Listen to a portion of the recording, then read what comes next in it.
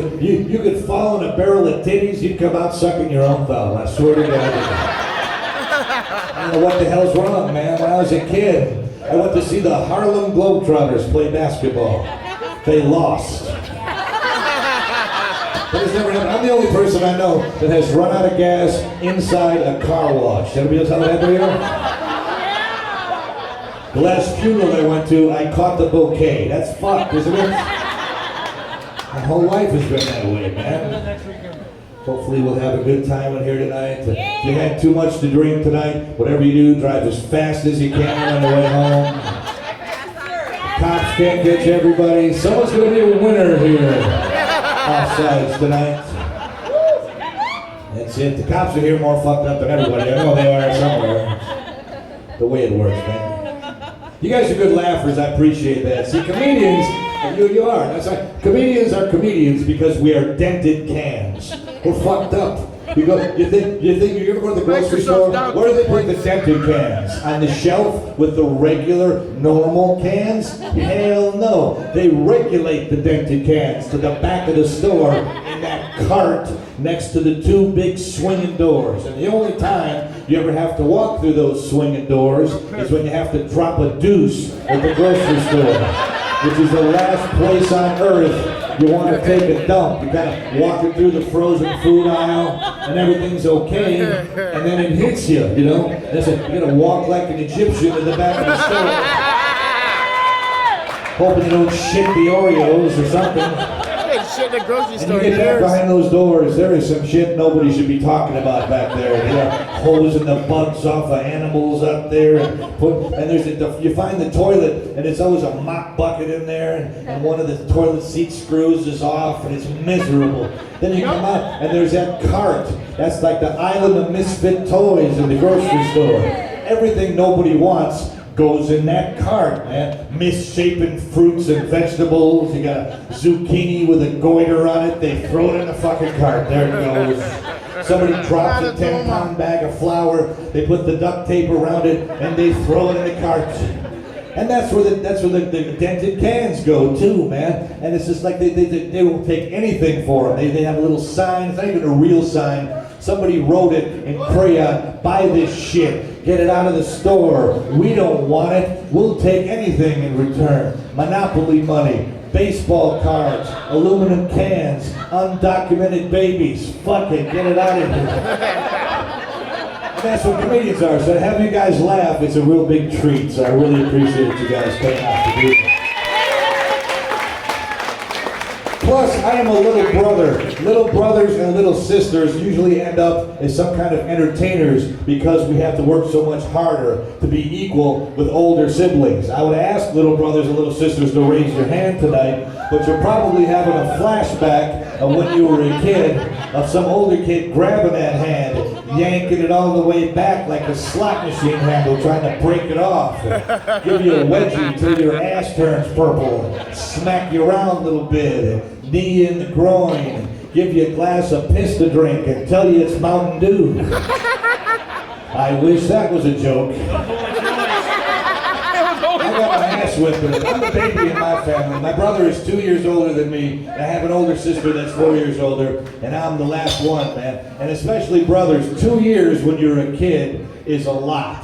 I could not physically whip my brother's ass. I wanted to so bad, but he was bigger and he was badder. I'm 7, he's 9, I'm fucked. There is nothing I can do about it. All you do, I bow to thee, my older brother, have mercy on my mortal soul. It doesn't work that way. There are big brothers in here, you prick bastards. We're the big brothers.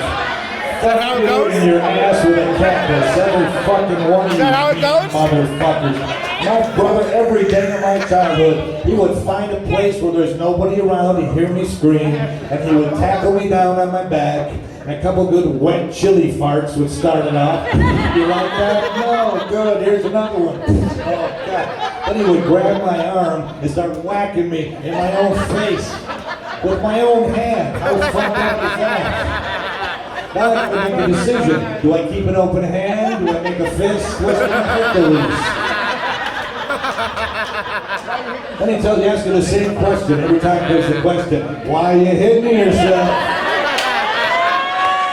Why are you hitting yourself? I just lay there and take the ass whipping. It'll be over in about a minute and a half.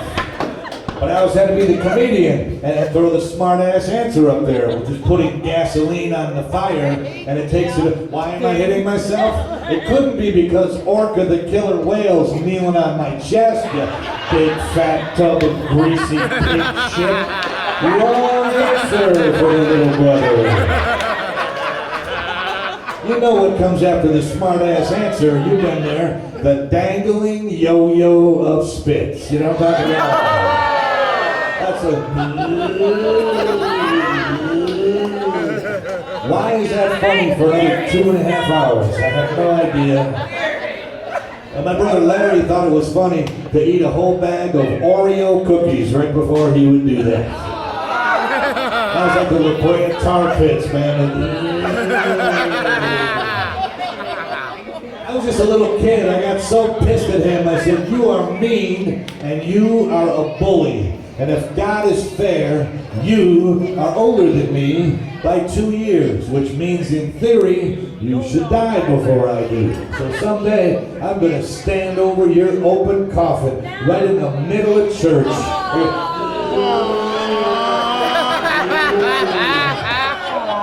Why you hitting yourself? Why you hitting yourself? Why you kicking yourself? Why you fucking yourself? Why are the cops showing up? You're late. I'm walking around with my brother's leg. I have an older sister too. My sister's 4 years older. We get along good now, but we didn't get along as kids. And I know we have older sisters in here. Older sisters don't have to hit a little brother. My big brother would not stop kicking my ass. My sister never had to. She got psychological inside my head. She made me her involuntary taste tester of her Nazi lab experiments with the damn Susie Homemaker Easy Bake Oven. You girls get that? Trying to bake cakes and pies with the heat from a 5-watt Christmas bulb? Oh, yeah. That should be ready by Kwanzaa. I don't know when Kwanzaa is. Arbor Day or Lincoln's birthday or some shit. But I do know that I was the one that had to eat that little frosted hockey puck on a plate that comes out. Satanic communion wafer, burnt beyond recognition, little crispy piece of liquidless shit with chocolate dew on the top and a pink candle sticking out like a possum's pecker, lit for my birthday. I know happy birthdays, that ain't it, I'm sorry. Chuck E. Cheese is a happy birthday. McDonald's Playland, a happy birthday. Not this little dog biscuit nobody wants. That's at that age when a comedian has to start thinking out of the box. I could not beat anybody's ass, and I wanted to get revenge. That's all I could think of. How do I get my revenge? Pay attention. And I got it too. For my 9th birthday, I got the best Christmas present, or birthday present a little brother or little sister could ever get. Maybe you got it when you were a kid. It's called Battleship by Milton Bradley. You play the game Battleship? They got a computer version of it now. I'm talking the old school. Battleship was like a Polish laptop, you know, you flick that fucker up there. You got the boats and you got the pegs. Who did what I did to piss off the older kids? You didn't even put your boats on your side of the board at all. That is the happiest half hour of a dysfunctional childhood. Sitting at your kitchen table saying one word the entire time. What's the word? Miss. Exactly right, because they'll do anything. They got nothing else to do, man. They'll chase every damn hole on that board. J10 has got to be it. It's the last one. Miss. It's Gilligan's Island. They're lost at sea. 12 seconds later, I'm right on the kitchen floor again. Never ends, man. So I hope you guys had a better childhood than I did, man, growing up in Woodstock, wherever you did. I think we all look back at our childhood. There's things that happen that we don't realize how important they are until we get to be adults. Then it makes perfect sense in which direction your life goes. The first thing nobody realizes is how important the kind of crayons are that you get when you're a kid. Everybody in here got crayons at one time or another when you were a kid. Now those of you that were lucky enough to score the 64 box of Crayola brand name crayons. Anybody get those? Yeah. Your life probably worked out okay, didn't it? There's probably a trust fund with your name on it somewhere. Grandma and Grandpa remembered your birthday every single year. With the sharpener on the bag. Ooh, those colors, you don't need them, but damn, they're cool. Periwinkle, cornflower, burnt sienna, monkey's balls red. But keep going, man. And if you make a mistake, there is a sharpener right on the back of the box. You pop the clutch. You start over again. Your brother breaks them on you. It sends a message of hope. I never got crayons like that when I was a kid. I got those 6 fat fuckers from Kmart, you know, crayons, those 29-cent pieces of shit made out of melted down lead paint chips with asbestos burlap wrapped around it, dipped in toxic waste and liquid pig shit about 3,000 times. Tried to draw a picture of my hair and teeth are falling out. All I'm saying is Jeffrey Dahmer got shitty crayons. Fuck this life up good. The other thing that's very important is your school lunch situation. That's the big deal, man. You guys live out in the country. You might have had to shoot something when you got hungry at lunchtime. I don't know, man. When I was a kid, cheese pizza, we had hot lunch at school. Did you like your hot lunch at school? Did you have hot lunch at school? Was it good? We had pizza. It was a rectangular shit with the crust like cinder block and a grease puddle right in the middle of it. And a long blonde hair right through that grease puddle. Every fucking piece of pizza had a long blonde hair in it, which is weird because our lunch lady in my school was Chinese. I don't know where they got that blonde hair from. Got a pickle jar from it somewhere, I don't know. But until 1st grade through 5th grade, we didn't have a cafeteria. I'm Mr. Lucky. My school was the oldest school in the city of Milwaukee. And for 1st grade to 5th grade, we had to bring our lunch to school. And that's the whole point of this. Anybody have to bring your lunch to school? Yeah, that's a whole different ball game. Because it's not about the food that you eat. It's about what you bring to trade with the other kids. And you gotta sit at the table with the cool kids. And all the cool kids, you get to be 3rd and 4th grade, 9 years old. You gotta have a lunchbox, man. It's gotta be a tin lunchbox with a thermos that matches. And that's the cool kids all have the cool lunchboxes. If you don't have a cool lunchbox, you're a leper. You're never gonna sit next to anybody cool. Your life is gonna be shit. And that's the way it is. And whether you guys care or not, everything I talk about in my comedy is really true. I really grew up in Milwaukee. My dad really was a biker. My grandparents raised me through most of my childhood. And my grandparents lived through the Great Depression, which meant vicariously I had to live through the Great Depression through my childhood. And they were not going to buy anything that cost even 1 penny more than it needed to. So I wanted something cool. I could never get it. I wanted to get a lunchbox to be like the other kids. Oh my God, no, a lunchbox? What do you want that tin piece of shit for? It's just gonna rust out in 2 weeks and you're gonna need a tetanus shot. You're gonna have lockjaw and rabies and herpes and scabies. And what the fuck? I'm 9 years old. I don't know what that shit is.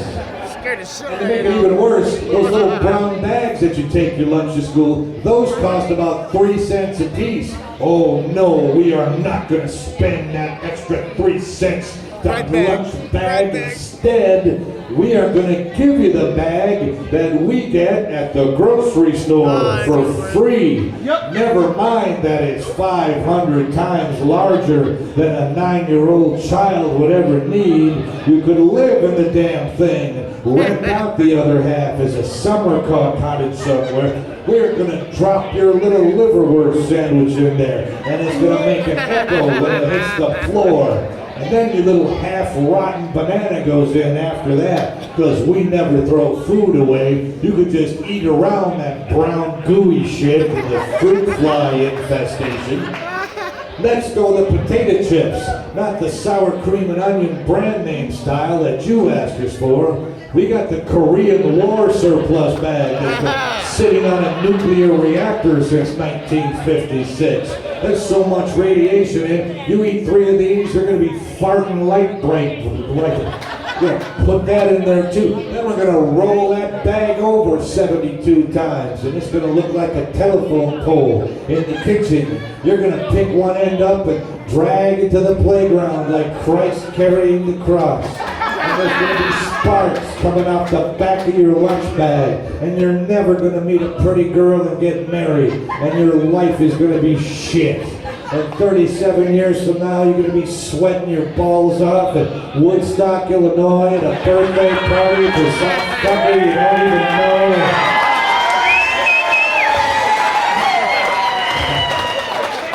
He's probably got a crystal meth lab in Crystal Lake. That's his retirement plan. Fucking great. Wonder Lake? No,